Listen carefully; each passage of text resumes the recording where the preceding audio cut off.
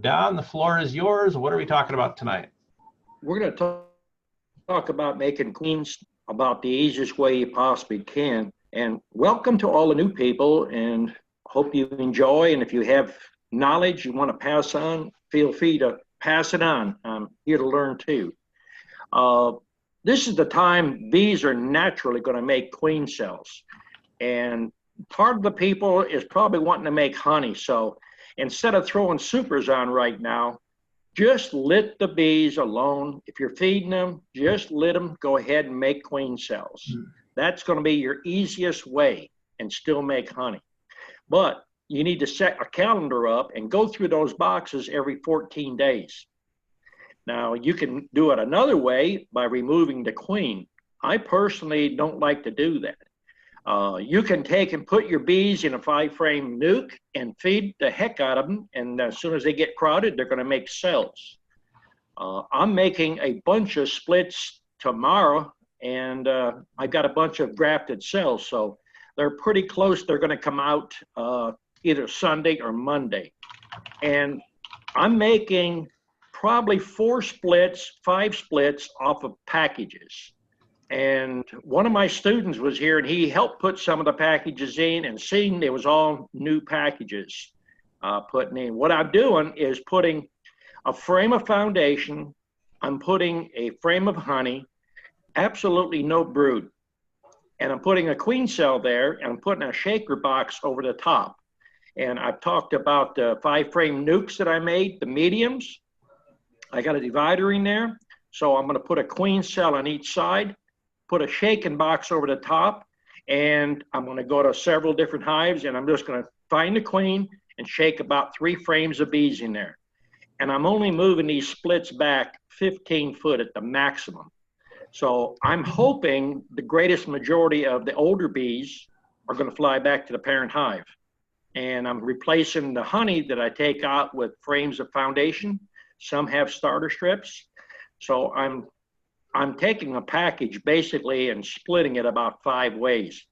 But it's been 3 or 3.5 weeks since I put the first bunch of packages in. So some of those bees are starting to hatch now. So I figure if I get 5% of the bees I put in there, I'll have enough to keep the cell warm. I've talked about mini nukes with a cup of bees. That's basically all I need in there, but I'm shaking about 5 times more bees than I really need, because it's not Easter yet. And until Easter, you run a high risk of temperatures dropping. So if you don't have at least a cup of bees in there to keep that cell warm, they're going to end up getting chilled and then they'll die. Now, a lot of people want to put brood and make a split that way. I don't like to do that this time of the year.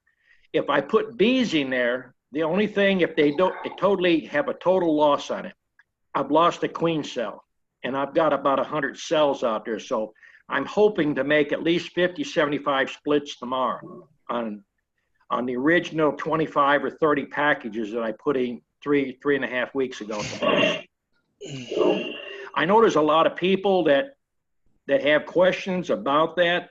There's a lot of ways to make your splits. I personally don't do walkaways, because one side or the other that you've done the split on, they have to fly out and mate. And if they don't return, you've lost enough bees. You could have set 20 or 25 5-frame boxes up with 1 or 2 frames in it. So let's have some questions about it. Before we start that, Don, I know I've tried different splits and stuff in the past before I actually listened to your advice. And now that I've listened to your advice and I'm crowding them, that's helped considerably with making the queen cells and making the splits in the future. So definitely take Don's advice on that. He knows what he's talking about. If you let them be crowded and make queen cells, that is the best way to make a split. When you walk away, and then from the time you walk away, you're going to have 16 days for that queen to come out.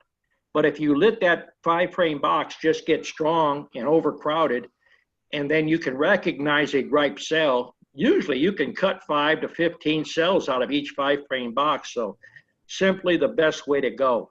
You risk less of your resources.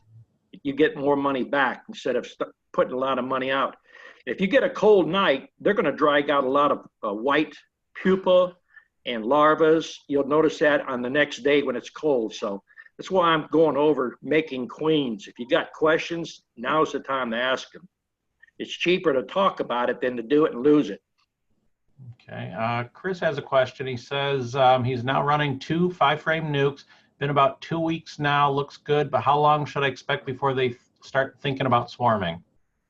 Well, if they're not covering all the frames good and solid, they're not going to make queen cells yet unless you put a queen cell in. You have to have the queen cell.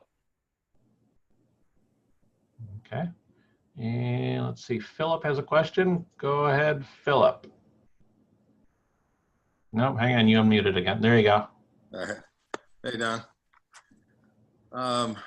Question about, I got one hive through the winter. I had 3. I talked to you about it before, up here in Michigan.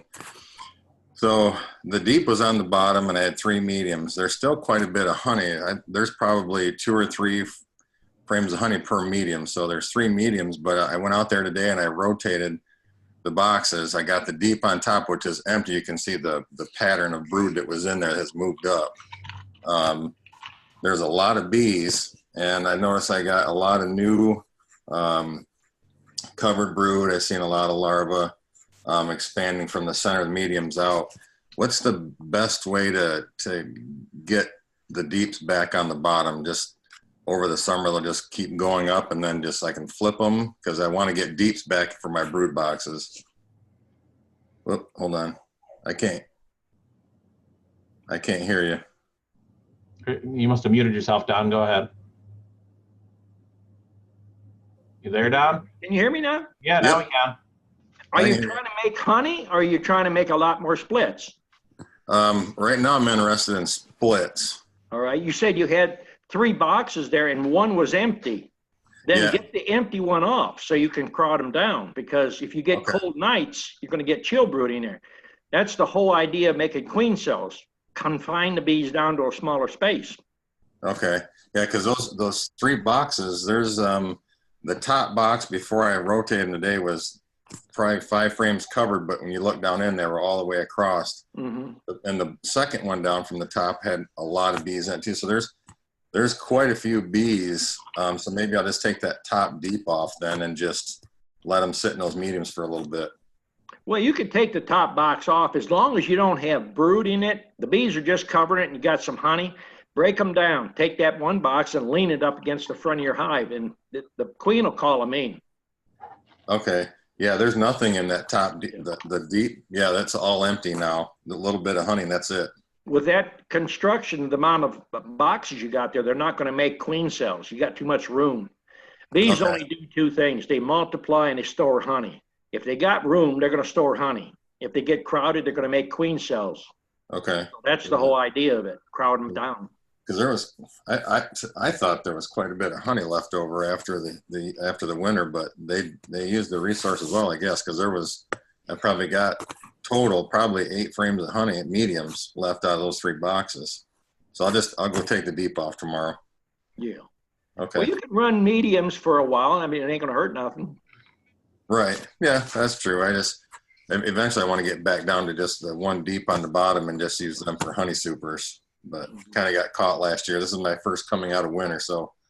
Well, now's the time to build boxes because you're never going to get enough. Once you start getting queen cells, you're not going to have time to build boxes. Yep. I'm ready for a few more. Thanks, Don. Okay. All right, we got Kristen. Go ahead, Kristen.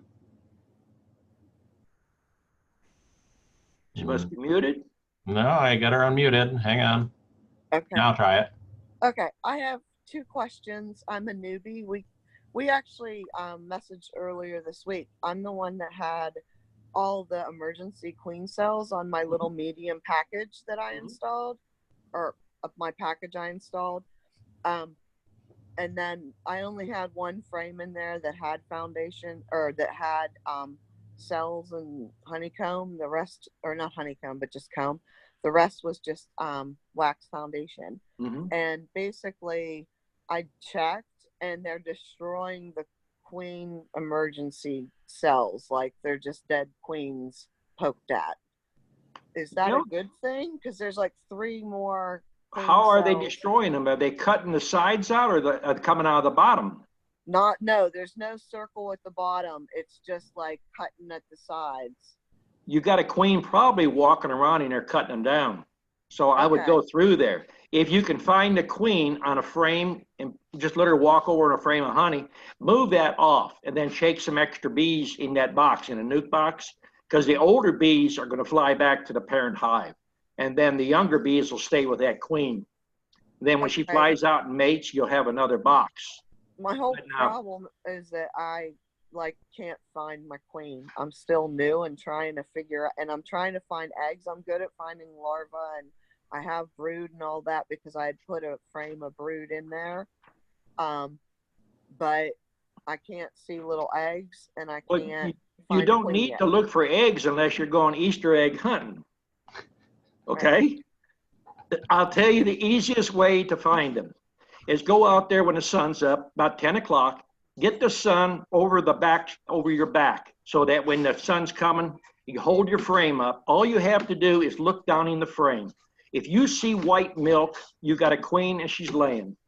That's the easiest way. You don't have to find eggs.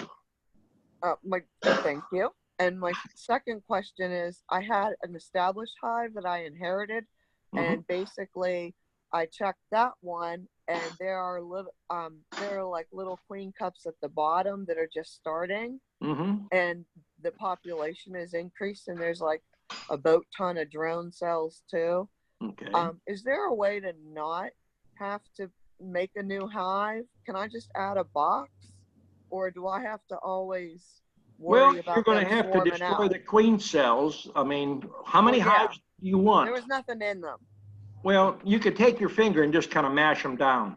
Some races of bees, they make what they call an emergency cell, or a cell that's ready. It's just partially drawn down. It looks like a little short light bulb. Yes. Yeah, so unless you're wanting to build a bunch of hives up, just push them down. I can't build hives, so I was wondering, like, can you, because it's a city ordinance, I can only have so much. But can you just put boxes on top so that they have more room? You can, but the stronger the hive gets, the more likely they're going to swarm. Well, I'm prepared that I'm going to have to do the whole split thing at some point, but I'm trying to not do it to build numbers. You can always find a friend and have them build a box and give them part of the bees. I mean, you can do that. We have people that lost bees, so that's I didn't think of that. Thank you. Okay. Thank you. Okay. Okay. And nobody else has got their hands up. Everybody's being shy tonight. Come on. Who's got questions for Don? Now's your chance. Well, Steve's on here. Steve can tell you how he was handling bees on here. He's used to those wild Texas bees, so he got a hold of the Georgia bees down here. All right, Steve put his hand up, so he's next. Go ahead, Steve. Hey, Don, can you hear me? Yeah. Hey, this is not really a question, but more of a plug for Don the Fat Bee Man. I spent a week in Georgia taking the commercial classes, and if anybody has any drawbacks on whether or not you're going to get good information out of him, my head was so filled that first and second day that I went home and just slept and slept and slept. My bee yard, they probably think I'm crazy right now because I'm doing splits and making queen cells, and it's amazing, well worth the money. I'd do it again in a heartbeat and can't wait to get back up there. And here I just thought I bored everybody. No, Don, you're a good teacher. I learned something every day, and actually was amazed at some of the things that I did see. When you dumped a box of bees on the ground and split 4 different ways, I couldn't believe it actually happened. But I mean, it was just like they all walked like they were going somewhere. Mm-hmm. It was really cool. Splitting is not the hard thing. People make it harder than it really is. That's why I try to teach common sense beekeeping. what I show you to do, you can reason it out. It makes sense. I definitely learned. I left there with a whole lot more understanding on how things work. It was great. From building boxes to doing splits to watching Steven make queen cells to loading up nukes. It was great. I enjoyed myself. Good. Did he put you to work too? Yes, he did. You know, it's kind of funny. My wife, first thing she said that when I went up there, says, "You realize that you just paid a man $500 to work?"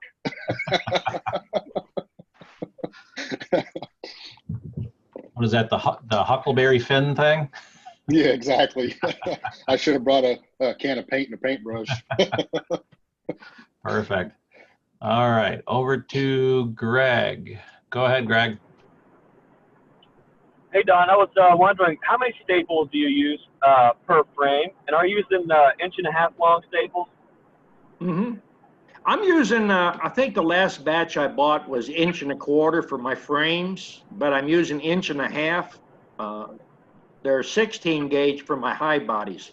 My frames, I used to use 2 in the top, straight down, and then I used 1 in the bottom, but we done away with that like 3 years ago. I found that 1 right down the middle on the top and 1 on the bottom is all you need. And I've had several people, I think I give one to Steve and I told him to pull it apart. You can't pull it apart. I mean, and I don't glue my frames. So, I mean, it sounds cheap, but if you save 2 frames on every box that you do on every frame, I mean, it adds up. Yeah, it seems like when you put 2 staples through each top bar into the side, it kind of split those sidebars sometimes, and it seems like 1 does a lot better. So I was curious if you were getting by with it's pretty much just 4 staples then. Yeah. Well, I put them straight down. Now, there's some people that like to put them horizontally under the top bar. I don't think it's totally necessary, and it's a waste of time. It's a waste of money. And Yeah. everything that I'm trying to teach here is on the commercial aspect of if you can shave a second or 2 seconds on each operation, at the end of the day, it adds up. Great. Thanks, Don. Okay. Okay, over to David. Go ahead, David. Hey, this is to Steve in Texas. I can't believe you didn't mention the bee in your ear, Steve. Come on, you got to tell that story. Let's hear it, Steve. Oh man, this is funny, and the look on Don and David's face when it happened was amazing. I was sitting there taking a hive apart, and all of a sudden a bee landed on my ear, and I didn't really think anything about it because they're Georgia bees. They're nice, right? This bee literally went deep enough into my ear where David couldn't see it anymore, and I'm sitting there thinking, oh man, what am I gonna do? I can't go in there and squish him because he's gonna sting me. So I stood there long enough for him to back out of my ear, and it scared me to death. And it was kind of funny to watch Dave and Don see how I was gonna react to it. It was pretty scary. Oh, that was great. It was fun. It was fun. Okay. And nobody else has questions yet? I'm sure someone's got some questions. Now it's springtime, you know.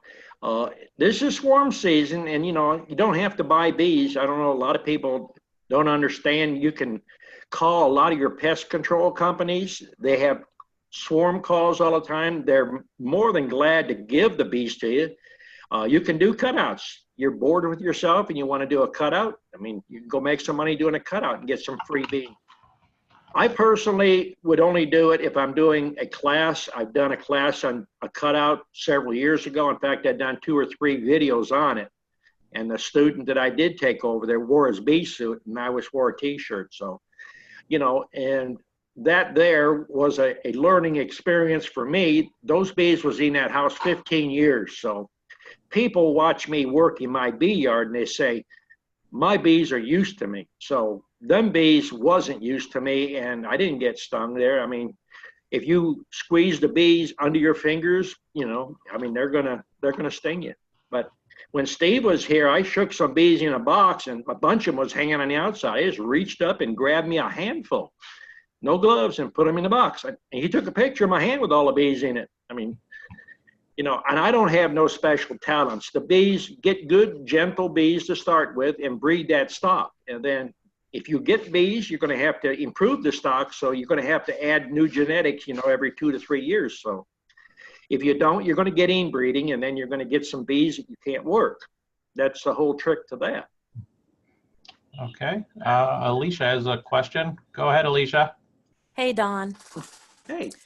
I was wondering, now I am working with very limited income, and I have some old 2x4s, and I was cutting into them yesterday, and they looked good on the inside. Now, I have no idea if they, have any chemicals on them, like they've been treated, but I was wondering how would I clean them to maybe put together some bee boxes just to catch some swarms. Well, it's a lot of work if you're getting 2x4s. You go around to where they're building houses and you get some scrap plywood. You don't have to have fancy joints. You can butt the joints, the end pieces together. You can take a small piece. If you got extra frames, there's a cleat bar on every frame. You can bust that off and staple it on the inside of your box, and that makes you a frame rest. So you can basically do it, with a skill saw and a hammer and some small nails or a little staple gun, hand staple gun. Okay.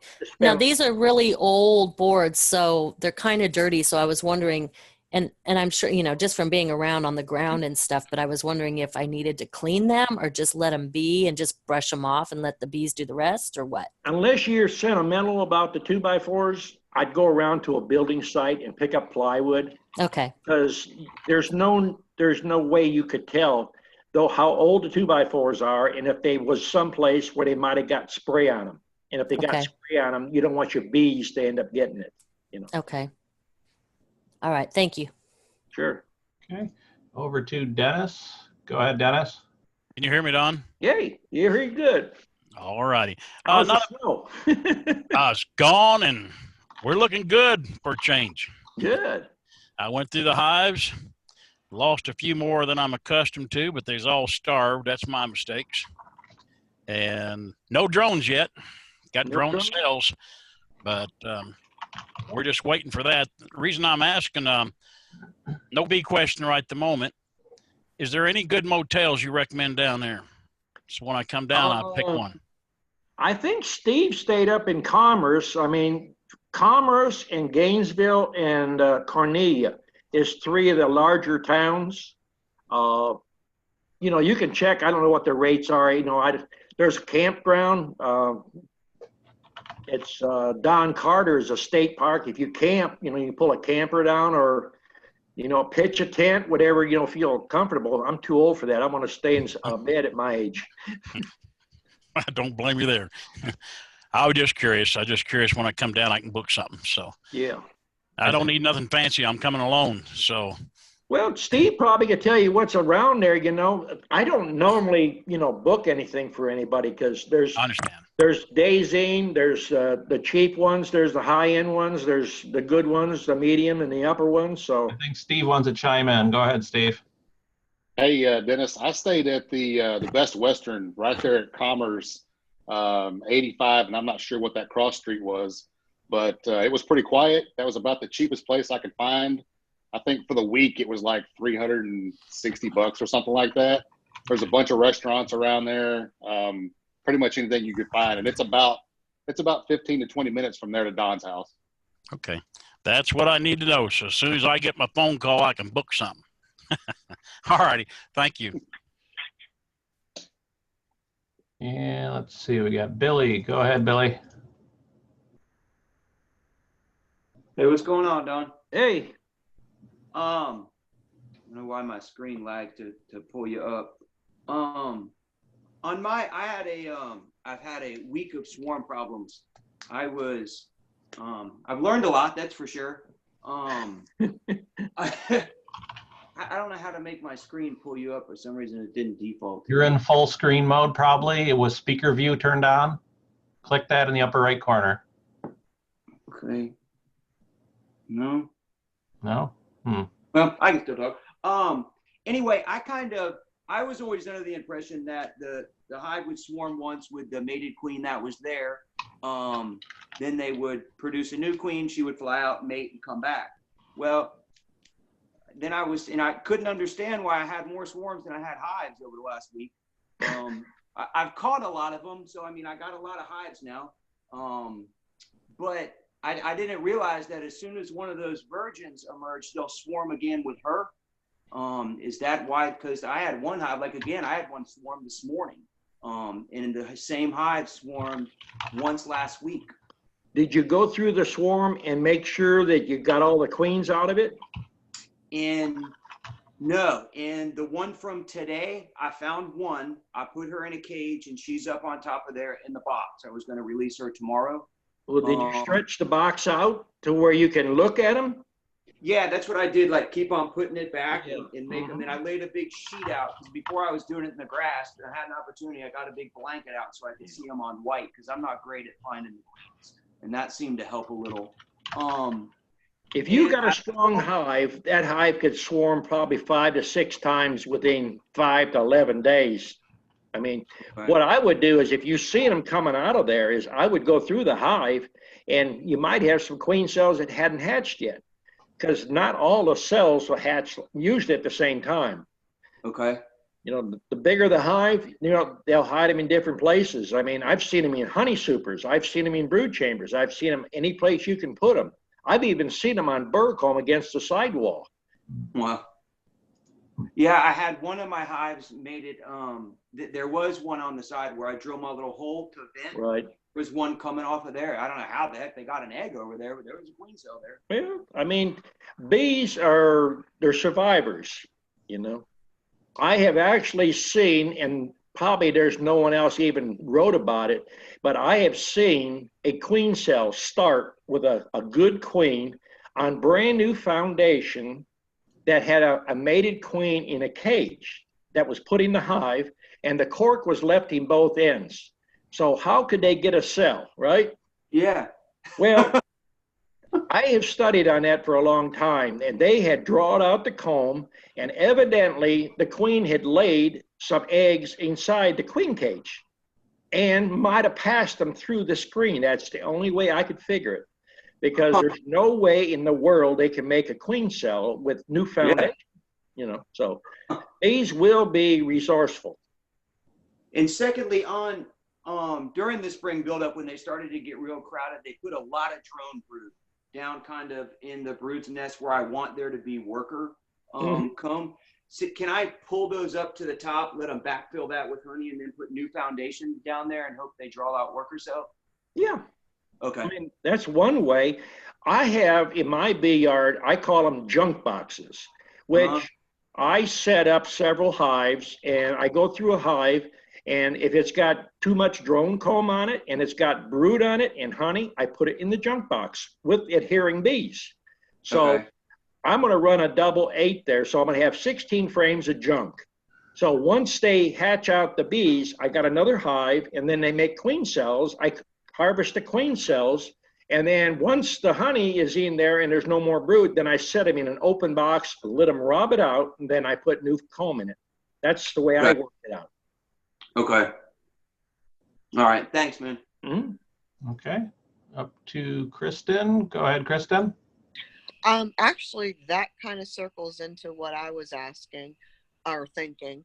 I had a whole frame. I've had miscellaneous drone cells throughout the frames, but I had a whole frame back in front of drones, and fast forward like 2 weeks or so, 3 weeks, and now I have a whole nother frame of all drone. Is that too much drone?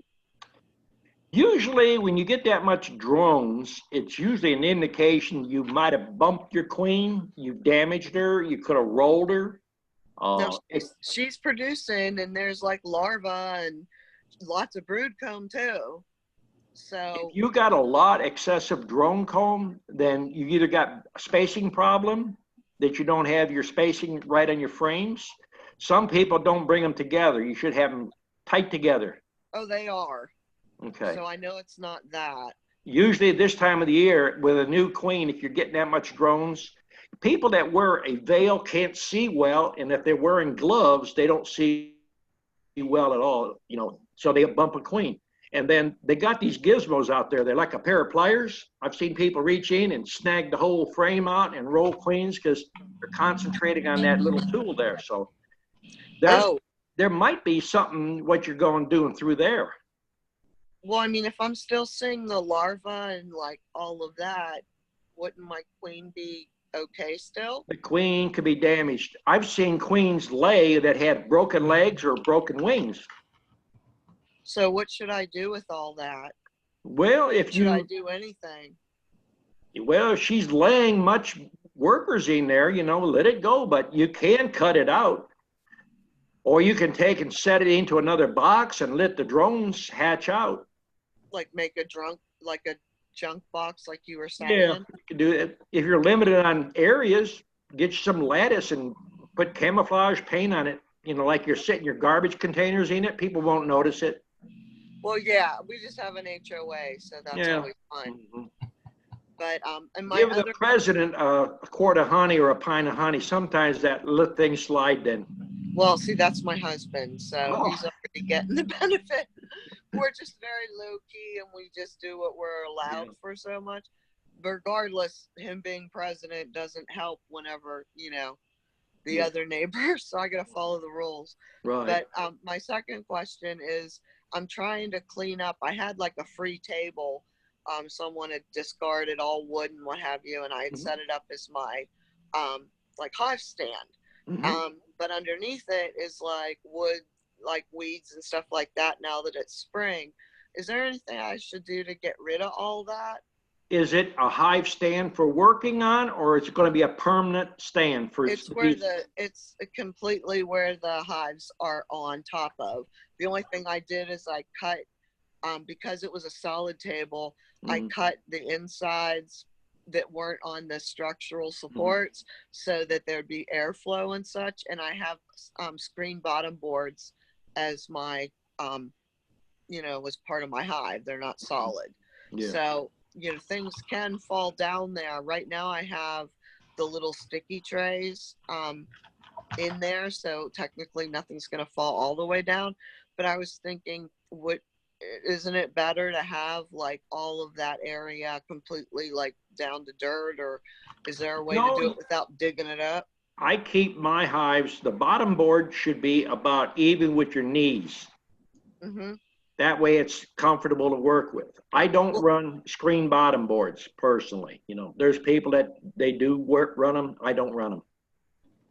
Well, I mean, the table itself is like lower because it's, someone made it for a washer and dryer as a lift, and they got rid of it in the neighborhood. So I got it free. So it's very structurally sound because it was made for a washer and dryer, but it's not very high in like a normal size table.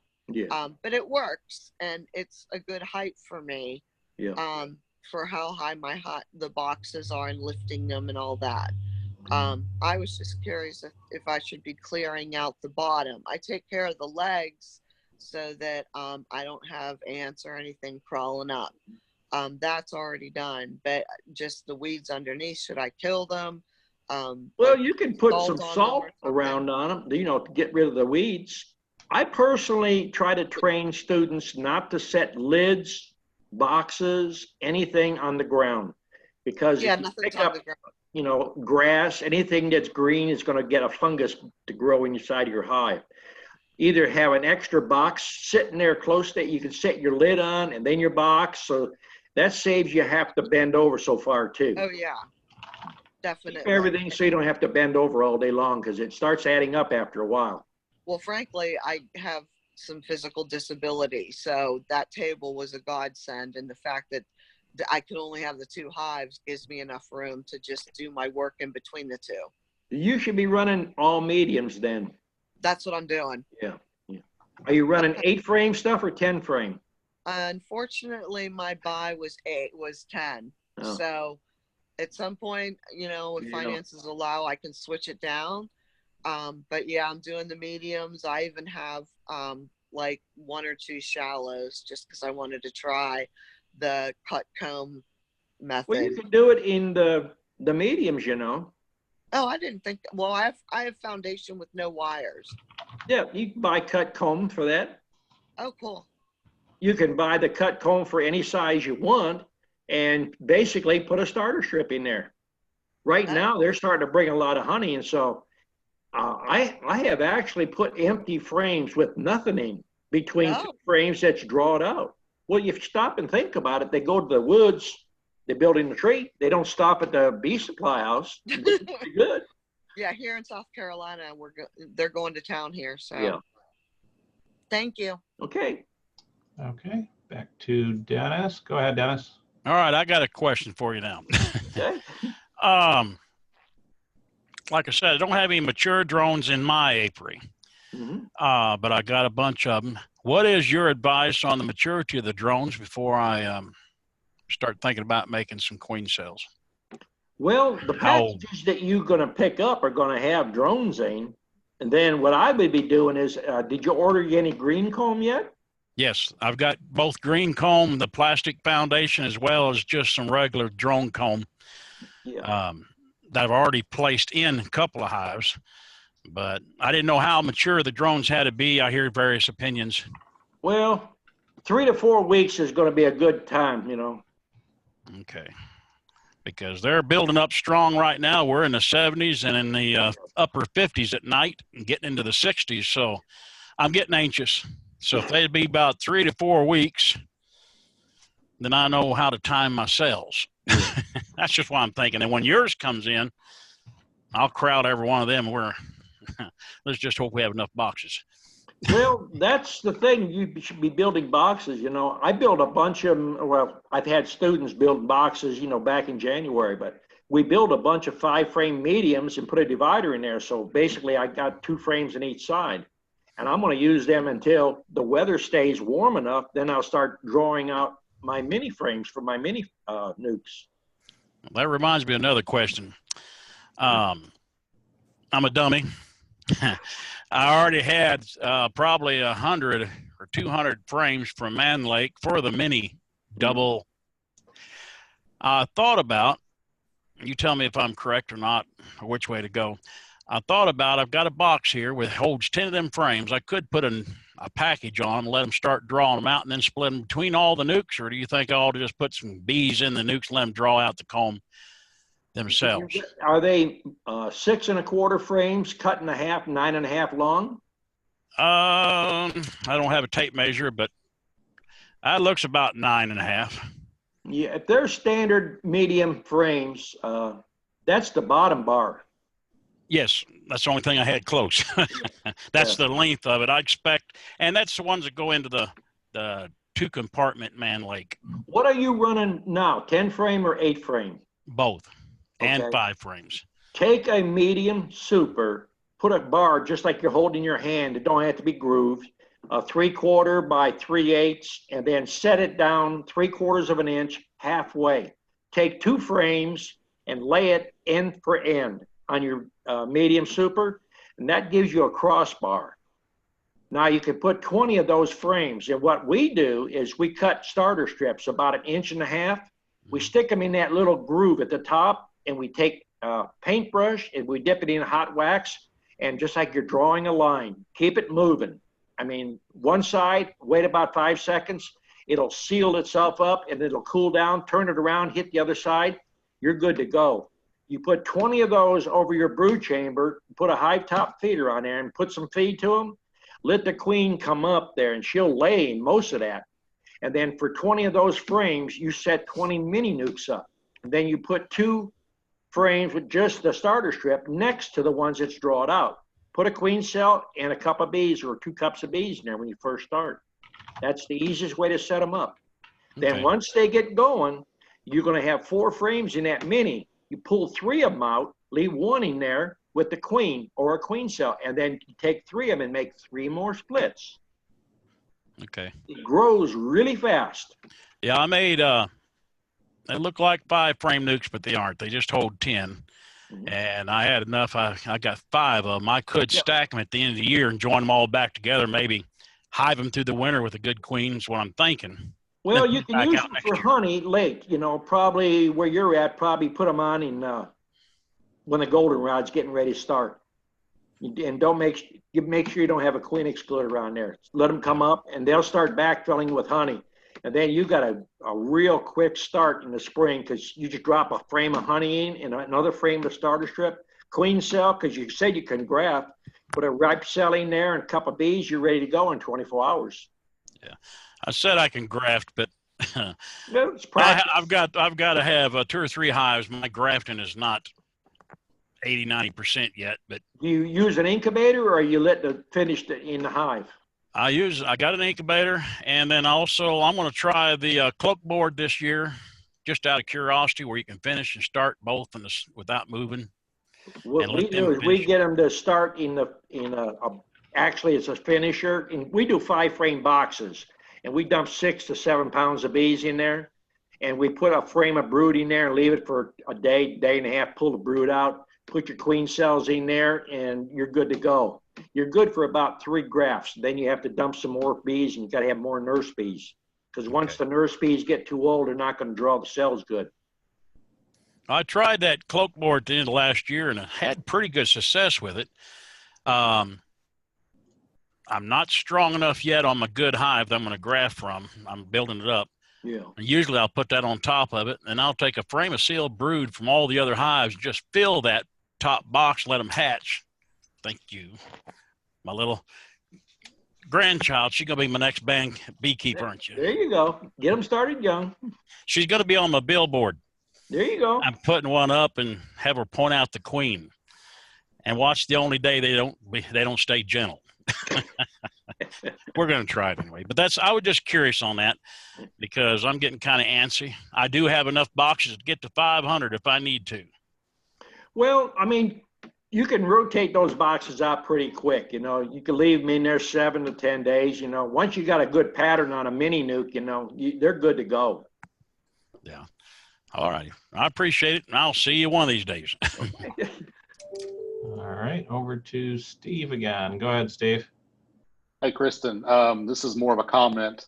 After working in Don's yard for a week, I've also got back problems. And when I started my apiary, I had them up on one cinder block and would always go home with back issues. Don's using some kind of trusses, I think, wooden trusses. Floor joists. Floor joists that get the boxes up almost at hip level, and it makes so much difference in the way I feel after I'm through working on the bees. It's if you have the opportunity, get them up as high as you can. Amen. I work with what I got. My 12-year-old's my little keeper, and she's 12, so she goes from like, oh, I'm not in the mood to help to I'm gonna help. I've got a 12-year-old that my son's the same way.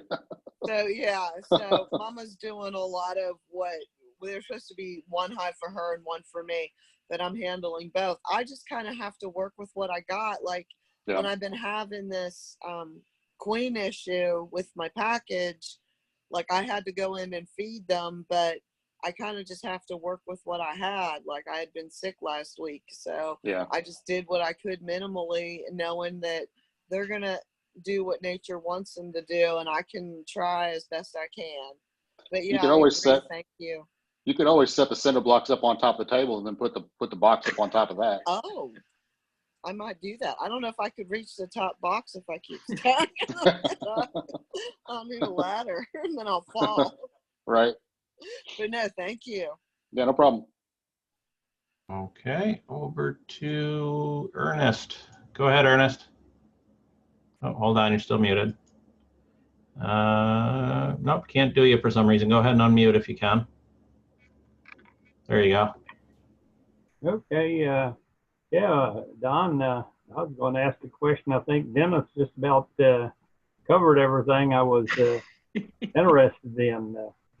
So, I was interested in getting the grafting, and it takes, 16 days for the queen. So But you can't wait. If you're going to graft now and you're setting minis up or you're going to use them, you can't wait 16 days. When you do your grafts, you pull them when they're sealed. Then you put them in an incubator if you're doing numbers. I've got a couple hundred, I guess, right now in the incubator. They're going to go in tomorrow and Monday. So if you're going to do walkaways, you figure 16.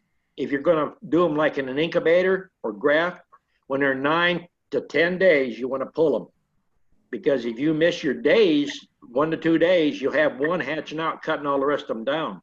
Or you're going to have to buy a bunch of cell protectors to put over your queen cells. Yeah, I put them in the incubator, but what I was saying is, when will the drones be mature? We're already getting the maple, they're working the maples trees. And I've seen a drone or two in there, but no appreciable amount of drones. Well, you can always pick a drone up and check it for semen. That's one way to do it. Yeah. I mean, well, it's not really that many drones yet. It takes, about 30 days or more for them to get mature once they're hatched out? 3 to 4 weeks at least, You should have some that went through the winter. No hive is not going to have some in there, but, to do many grafts, you're going to have plenty. Okay. Well, and I need at least, 50 degrees at night? 55. You don't want to get down below 55. Now, if you're going to put that green comb in, I've always had the best luck putting it where the sun hits the most. So put it on the west side of your beehive. Right. That way the sun is on there in the afternoon, keeps the drones warmer, and they'll make more drones that way. Okay, yeah, I do have a green, I haven't put any in yet. Yeah. But you talk about saving time. I made up today a mixer in a 55-gallon plastic drum and put a pump in it. And boy, that thing works as slick as can be. So. Oh, yeah. You got to keep saving a little time here, a little time there. Oh, yeah, because the buckets, just takes so much time, mix it in a bucket and carry it out there. So then I got like a 500-gallon tank I'll pump it over into. But gravity feed, does that come out of there pretty good? Or should I have a pump on it to pump it out? If are you using a tote to store your stuff in? Yeah. I've got a tote on my truck right now. My son does too. You can buy a 12-volt DC motor, put a little pump on there off of Amazon, and he's running airline on my truck out there. So I can park my truck in one part of the bee yard, and I got 150 foot of airline. I got it from Harbor Freight. It's orangey looking, but now mine's yellow. It bleaches out from the sun hitting it. But that little pump, it'll pump it down through there. And then I've got a little air chuck. It's like $3 at Amazon on Harbor Freight. It's for to go on the end of an air hose, to blow things with. It works good for that. Okay. Well, maybe I'll go that way. But I do have gravity. I can have it 10 feet high. Would that work gravity wise, or would it be? Well, if you've got a hive that's 200 feet from there, how are you going to get it to go over? You'll be an old man by the time it gets there. You're going to have. Now, we used to use a tote in South Georgia, and we used a Schrader valve on the top of it, and we just aired it up about 40 or 45 pounds of air in it, and it'll push it for a while until the air pressure goes down. Yeah. Okay. I mean, there's a lot of ways out there you can skin that cat. You got to do what's going to be most efficient for you. Right. Yeah, I noticed that time just slips by, and you don't get as much done as you anticipate. Oh, yeah. When you start splitting and you start moving from one area of the bee yard to another, you wear yourself out going back and forth. Yeah, yeah. Okay, well, Dennis pretty much asked the question. Where's John at? Yeah, so that's all I have for now then, Don. Okay. Thank you.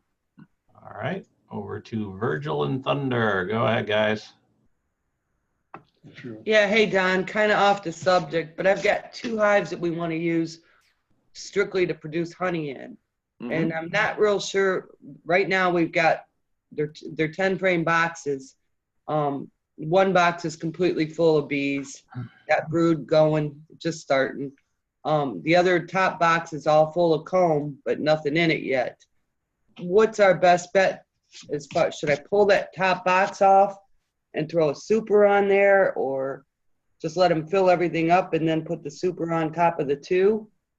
You're talking about a box that went through winter? Yeah. I would, if they're filling, if they're covering at least 7 or 8 of the frames in there, then go ahead and put you a super on. Now, if you're wanting to make a lot of honey, and but you're going to have to worry about temperature dropping on you. If the temperature's not going to drop on you, you could put another deep on top and just checkerboarding. But it's risky right now before Easter. Yeah, well, that's what I wondered, if I should even be, if we should have just pulled that second empty box off right now even, because it is, I'm sure it's going to get cold again. Today was the first day we went in to see them. If it was me, I would pull that top box off. And if nothing else, let it go for a week to 2 weeks and then check it real close. Make sure you don't got no queen cells, because, queens are being made right now, swarming season, even though it's temperatures fluctuating, they're making queen cells. Yeah. Well, that bottom box was pretty full of bees. I mean, they probably had 8 of the 10 frames covered with bees. And that's why I would do a junk box, and I would, if you're going to make honey, I would go through that box. And if you got frames that's got too much drones in it, I would put those in your junk box and then start putting some new foundation in, because you want all them frames to be 80+% worker cells. And if you've got a lot of stretched out cells, I mean, at the top, looks like it's, old, you can replace them now too. Put the feed on them, get them to draw that new wax out. Yeah, so pull that box off, put our hive top feeder on, and just feed the hell out of them, right? Yeah, that's what I do. And then we're not even sure. I'm not even sure when we should start thinking about putting honey super on. We just kind of went with whatever they did last year. I would worry until after Easter, personally. Okay. I live in the South, and I made mistakes that will happen before Easter. And up north, you can have a snowfall Easter. Oh, we know. We're just one day it's 70, the next day it's 20. Yeah. That's what hurts when you're starting out on bees. You can't afford to lose bees. If they freeze, you're in bad shape. Well, that's why we waited even till today. We weren't sure about going in today, but some of the entrances were just getting so backed up with bees that we were worried that maybe there were too full and maybe there were queen cells started, but we didn't see any, thank goodness. So if you're going to make honey, what I would suggest is do a change out. Get another hive to put in its place, and then slowly go through frame by frame, examine them, make sure you got good frames, and then treat that box while you're setting up. Okay. Make sure everything's going good. All right. Yeah, we went and got 40 more boxes, so we should be good. We'll just start swapping them. Yeah. Get them good and healthy. I was really surprised with that one that made it, because I would have bet it was dead. She was laying. Yeah. All right. Thanks, Don. Okay. Over to Bill. Go ahead, Bill. One more quick question for you, Don. I think I might have asked this question before, but I don't recall the answer to it. On some of my good worker brood frames that get backfilled with honey, can I pull those, spin the honey out of it, and then put it back? Will she lay in it again if I've spun honey out of it? Yeah, they'll clean it up. She'll lay in it. Okay. If it's down in the brood chamber. Yeah, that's what I was thinking. I got couple of them kind of over the edge that they started to backfill, but I really some people like to put new foundation in the brood chamber so that the queen will lay in it, and then they use it for honey supers, because the cocoons make it stronger. It won't bust out when you spin it. Oh, the darker the cocoons. Yeah, because they do. Because I noticed when I hold them up, that doesn't bend as much darker. Okay, thank you. Shit.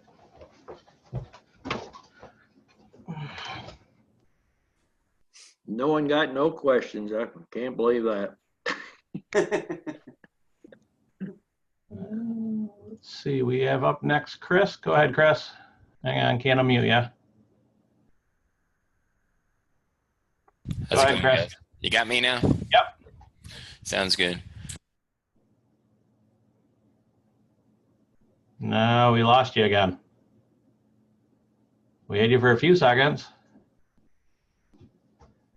All right, better type it to me again. Oh, crap. Oh, there we go. Hang on, we just heard you. Don't move. No, it went dead again. All right. Push the plug-in on his headset on your computer. I know it. I got a button here. What am I supposed to do with I that can button? hear you now. Just don't move. I'm not going to move the touch a button. You Okay, got me now? talk. All right. Hey, this is about Ernest. Ernest was talking about the feed, the how to feed the bees better, make it easier. And this year, I talked to another guy that's commercial, and what he did, he took the tote and he put a 2-inch trash pump from Harbor Freight and plumbed it from the trash pump or from the tote to the trash pump, and then whipped it back around to where it would go back into the tank. And then off of that, he put a valve to where he could regulate the pressure, and then run a airline or 3/4. I think he actually used like a fire hose, but because it was cheaper on eBay. But anyway, or eBay or Amazon, one of them. Anyway, so I used the 1/2-inch airline hose. It's really good, and you can get the pressure up. You got 100 foot of hose, and that thing circulates your own sugar, so you don't even have to worry about sugar and everything. I put a hose on the inside. The fittings are stupid expensive. All those little quick connect fittings for the tote to go onto it, and the 2-inch hose to go around. Everything's expensive as far as that, but the pump's like $175 on Harbor Freight, always on sale. But the time that you save is so much by just dumping your sugar in with the water, and it just mixes it up. And then I got a garden hose reel now to where it'll hold 100 foot of hose, so I can pull it out. I can feed all my bees. I can crank it back up. Everything's good. Turn it off, let it cool down a little bit, throw a tarp over it, and it's good to go. And I've saved so much time. I can do I can fill 100, which some of them are 2-gallon feeders, and some of them are only 2-quart feeders. But I can fill everybody in like 45 minutes right now, and I got lids on everything, so it takes me a lot longer than I should. But the time saving, the mixing and everything, it's so much time that you can't buy. Don always talks about saving money, saving time. You can't buy time. Right.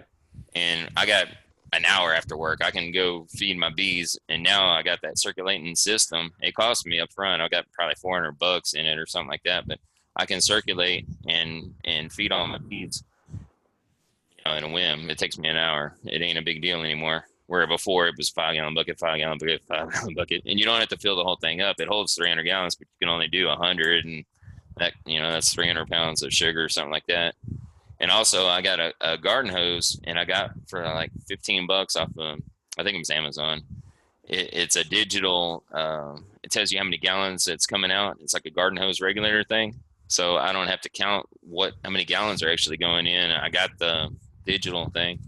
That's just saving time. Putting water into it. Everything's saving time. Everything's saving time. That's what it amounts to. But now, the one that we got on the truck out there that I'm using now, Steven said it's right at $100, but he's using 3/8 airline, and then that pump is a DC pump off of Amazon. I think it was $18, and he's got a ball cock shutoff on 2 places on that, and he's got that white hose, plastic hose. So when you turn one valve, it'll start recirculating, but it's running on a 12-volt battery. So if you're running in your truck, you got to keep it running or have an extra battery on just that unit. But for $100, but if you got a lot of hives, going to 400 with a bigger hose, that's probably the way to go. It was awesome. Time is money. Yeah, like you said, the fittings are stupid expensive. All those little quick connects and all the little hose connections for 2 inches, not cheap. I'm sure there's a way you could use normal plumbing and make it a lot cheaper, but that's a time saver. That's just, that makes it more fun. Feeding is not such a big deal when you do that. You got to get some students. They'll help you feed. I tell you, I got 2 of them, but I can't count on them always to help me feed. I can help them. They can help me out with bee boxes and stuff like that, building frames. They like that. But no, they don't always like the feeding part of it. But anyway, I'm just going to throw that out there because, it gets frustrating. You get up so high that you're gonna have to feed more and more and more, and it's taking you longer and longer and longer. Now, is it really fun? But if you do the right thing, if you just like start, make it easier to feed, make everything easier, it's not that big of a deal. It's not that bad. But that's what you have to decide if you're going to just do a few highs or if you want to make money at this here. So, it's like there's a lot of people that feed 10 or 20 gallons of feed. To them, that's a lot. But we got 250-gallon totes, and we go through 2 or 3 totes a week. So we're feeding, quite a few beehives. If you're not feeding, you're not making bees. So. Another thing too with the sugar I've been buying it at Walmart, and you buy it at Walmart.com. It's like $8.26, 25 pound, and then if you buy it in the store, it's $11.26 or something like that. The lady behind the counter, she said, if you need it, if you're a small business and you need it, just tell us what you need. Don't wait for it to be in stock, because we can order it for you and it'll be $8.26, 35 cents a pound or something like that. And it adds up. Everything adds up. And like I said, that tote, to fill that sucker up is hundreds of pounds of sugar to make that syrup. I'm not doing that yet. I'm still doing 30 gallons of water, 250 pounds of sugar, and I mix it up, and that's what I use to feed. Where do you live? Down in San Antonio, northwest San Antonio. Why don't you go to Sugar Land and buy that sugar right off the plant? I don't know any. Yeah, I know it. People were talking too, like I told you before, about Cisco, that you can buy a pallet of it cheaper. Right. I don't know what I could do. Well, you can go down to Brownsville. Now you can buy Mexican sugar. It's off color. It's not white sugar, and it's running 11 to 15 cents. But you buy, a tote at a time. I would love to find it cheaper. Right now, I'm happy at 35 cents. If I could buy it for 35 cents all the time, I'm happy with it. Well, if you got totes and stuff, why don't you deal with Man Lake? They got a place in Texas there. Yeah, and it's you can buy a tote. On the other side. It's already pre-mixed. Mm-hmm. I don't know what the cost difference would be. For me, right now, it seems like this is a smart way to go, but I don't know. Well, my son figured out tonight. He was over here because I just got two brand new totes of stuff, and he's figured it was 17 cents a pound. That's insane. That's good. Yeah, and plugging your son. I got my queens from him. I ordered them. He sent them to me Monday. I got them Tuesday. Everything was great. I got the UPS, and it cost me more, but I'm really happy. I got it. I'm happy. Everything is good. I've had problems in the past, and everything is working out now. I'm glad they arrived. They arrived alive. I told him, to tell people, because UPS won't guarantee live delivery, and he said he was willing to take the chance. I'll take the chance. I got bad luck, and if I didn't have bad luck, I have no luck at all. Yeah. Well, he just come in tonight. He's been working bees the last 3 days. He hadn't been home, so he was dragging. And he said he had sent out quite a few of them this week. So I'm glad you got yours okay. And they all arrived alive, and they're all happy. And you put a drop of water on them when you got them right away? I did a drop of water right away. In my mind, I would think that you would put honey on it, but I just did the water. And I did the water like a couple of days because you don't realize 50, if you're not really planning for it, 50 is a lot. I had to go out there and I had to really go through to find places to put them all. And I made them queenless the day before, and I put the queens in after, and everything worked out well. Backing off, I'm not touching them, but I'm seeing the entrances coming in and out. Everybody looks happy, so I think everything's successful. I'm gonna wait a while. Well, next year you'll probably order 400 at a time. I'm hoping to order another 100 in a couple of weeks, but we'll see what happens. We're going wide open. We can't make them fast enough. I know it, and I really appreciate y'all. I mean, I talked to Steven. He's a real person, just like you are. It's a good time to talk to him. He's fun to talk to, and I will come and visit you. It's just Georgia to Texas is a little bit farther than I can go I'll right be now. over there. You can go over there and get a barbecue over there in Willis. Yeah, that's true. Yeah. All right, man. I'll let somebody else get in. I appreciate it, guys. Okay. Over to Henry. Go ahead, Henry. Hey, Don. Hey, everybody. How do I set up an appointment to come down and see you? How do you set up a plan? No, a time to come and see you. You can come see me about any time. I'm here most of the time. I just drop in? Well, just let me know you're coming. All right, I'm coming. Okay. You staying a day or a week or a month? A week. I don't know how. A month would be good, but I won't work every day. Oh, you work every day here. Ask Steve. That's 5 days then. 5 days. I just call you a couple days ahead. Yeah, let me know ahead of time. I got 2 people coming from Key West this next week, and I got 2 other people coming from other states coming. So I never know. Usually, 3 or 4 days ahead of time, that I've got people coming. Okay, I'll just call you a week before then. Come when we got plenty going on. Right now, the weather's up and down. Yeah. Okay, maybe the 1st of May. Yeah, it's a good time. Okay. Of those 3 cities you mentioned, which one has the best taverns? Well, I don't know. I stopped drinking a long time ago. There's some wild ones up in Gainesville. Oh, there you go. Pack you a 6-gun when you go up there.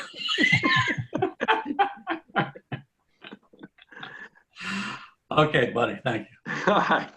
Okay, over to Stacy. Go ahead, Stacy. Definitely stay away from Gainesville, first of all.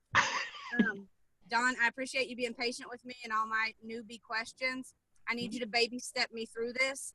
I installed the package last spring. This was supposed to be my husband's project, but it's kind of become mine now because he's gotten busy. I have the 10 frame deep, which is filled to the brim. For whatever reason, last year before it started getting cold, I put that queen excluder on and put a medium on top of that. So that's where I'm at right now. The top is all drawn out. Everybody looks happy, but I don't know. Have you gone through it to check for queen cells? I have not. I'm going to open it up tomorrow. Okay. Why are you got a queen excluder on there? No clue. Do you have the hive to make honey? I wanted to have my hive and eat it too. I want to grow the bees, but I'd like to have honey. Well, get rid of the queen excluder. You and know, let them move up to the top, right?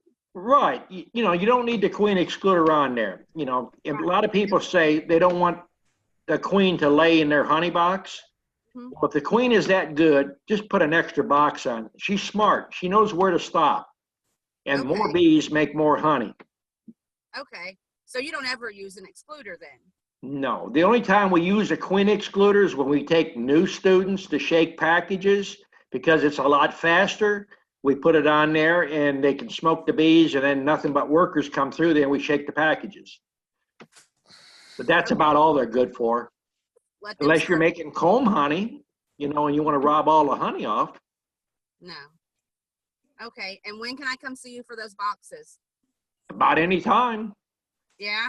If you got a 10 frame and they're packed right now, you need 3 boxes. Yeah. Yeah. But you don't run tins. Do what? You don't run tins though, you told me. No. I done away with that about 45 years ago. If you got a 10 frame, you got to reverse those outside frames to get them to draw them out. And when they do draw them out, if they put honey in them, the box is so heavy, you need a weightlifter to help lift the box. Yes, I bet. You know, and most people can't manage 10 frame stuff. I mean, you start getting them up waist high and you got 110, 140 pounds in there, it's heavy. And then if you got gloves on, the box slips out of your hand, then you got bees up all over you. Okay, right. I got you. All right, remove the excluder and then I'll call you. Okay. Thank you. Okay. Okay, we got time for 2 more questions. So Alicia, you're up next. Go ahead. Hang on. There you go.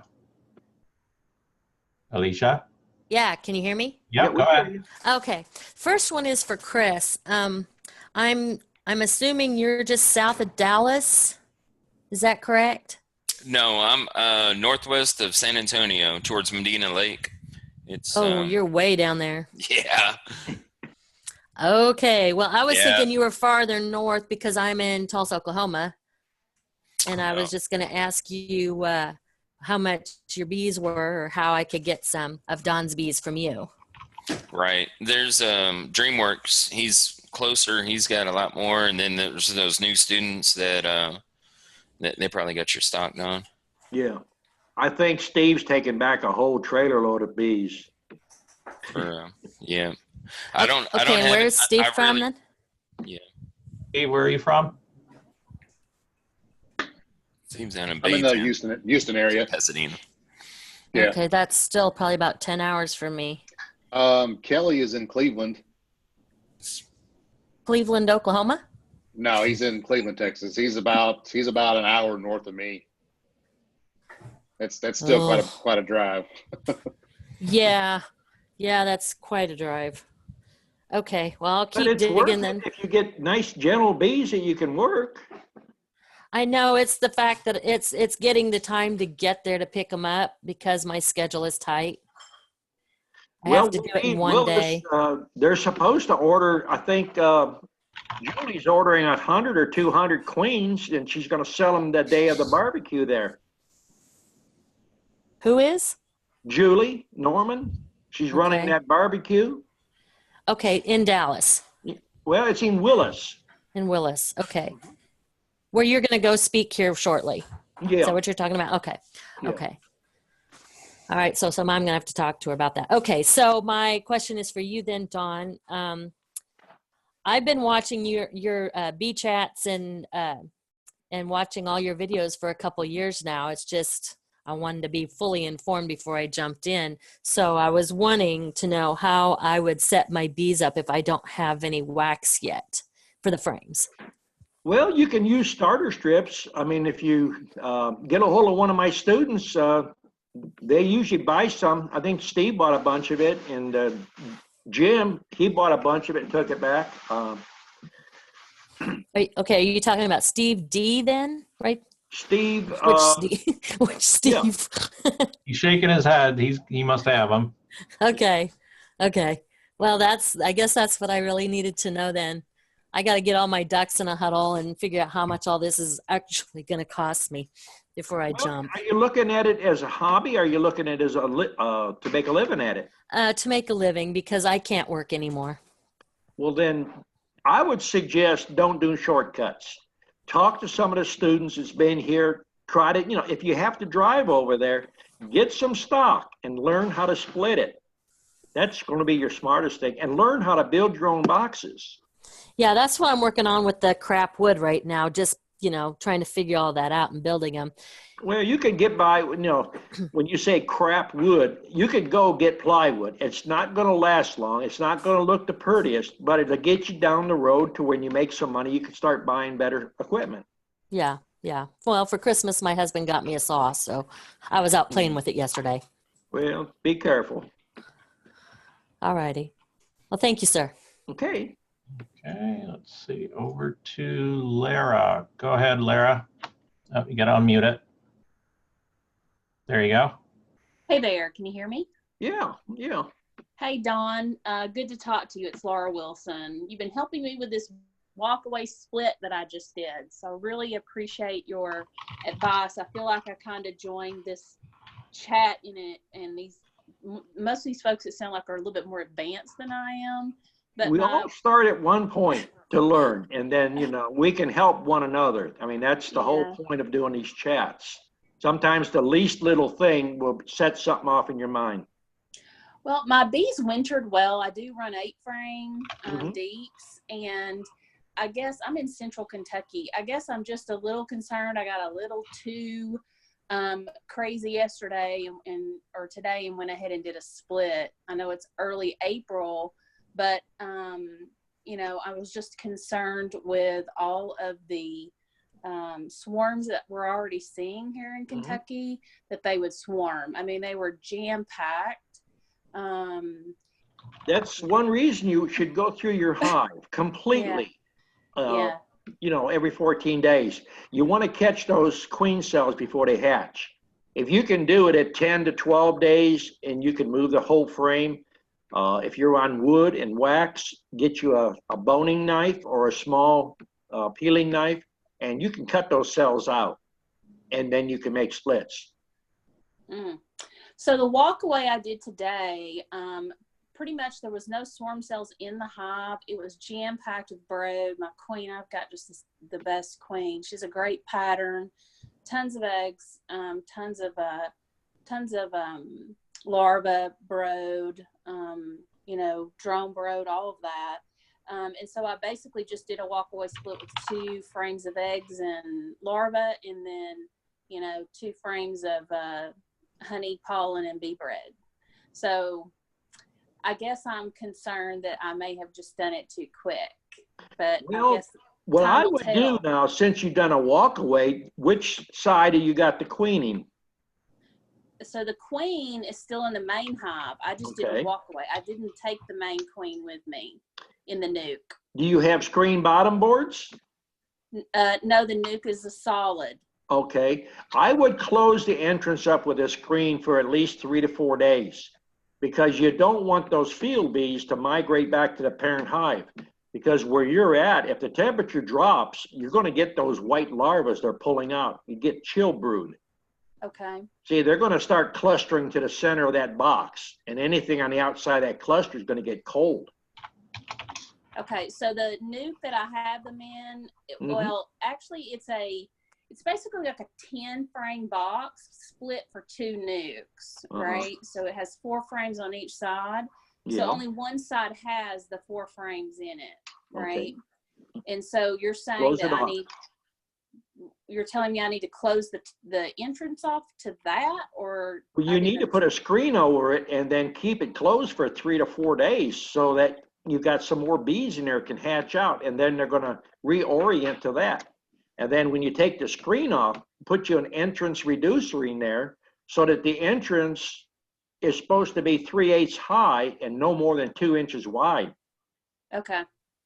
Okay. I didn't close it off, so that was probably a mistake then.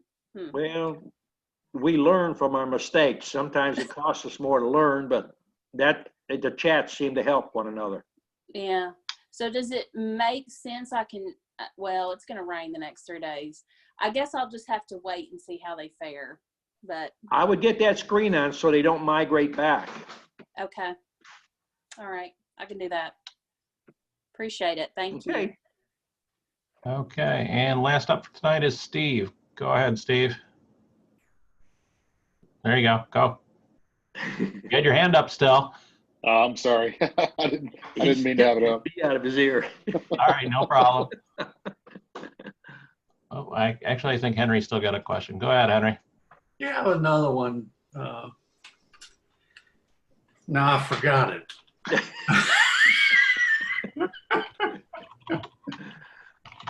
Never mind. See you in a couple of weeks. All right, next time.